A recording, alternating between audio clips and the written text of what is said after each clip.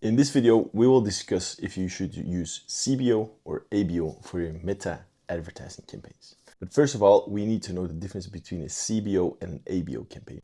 It's actually pretty simple. CBO campaigns is where you put your budget on campaign level. So Meta actually decides which ad set should earn or spend the most amount of money based on their performance. While ABO is allocating your budget on ad set level, so you have a bit more control of where the budget goes. There's some advantages to CBO and ABO. CBO, it's pretty easy, it's straightforward. Facebook does all the heavy work. You just put your money in, it automatically allocates the budget from your CBO level to ad sets level. So the different ad sets need to earn their spend or actually fight for their spend. That way you know which ad set is working or which creative is working better than the other one. It's also less time consuming since Facebook automatically optimizes the budget allocation between different ad sets. So if you put a new ad set in, Facebook will give it spend if it's good. And it's really good when you have campaigns that are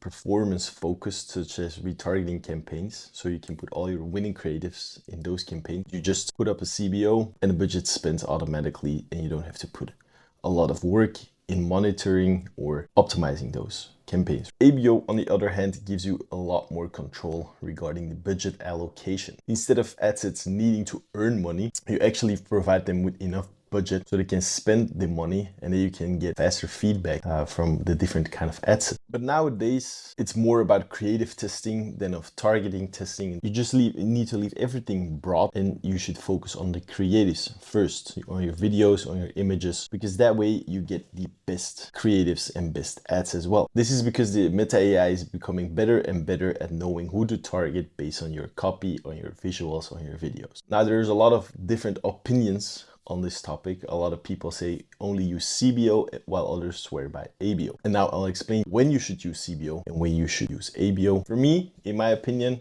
I use a combination of both CBO and ABO. I use CBO mainly in retargeting ads because there I'm putting all the best performing ads. So I already know those ads are working. I just put them in the different ad sets in the CBO campaign and let Facebook decide where the spend should go to. Now for creative testing, it varies from ad account, company, and I urge you to test yourself. So I sometimes use CBO to creative test, and when I do it, I use it in combination with the dynamic creative feature in the ad set.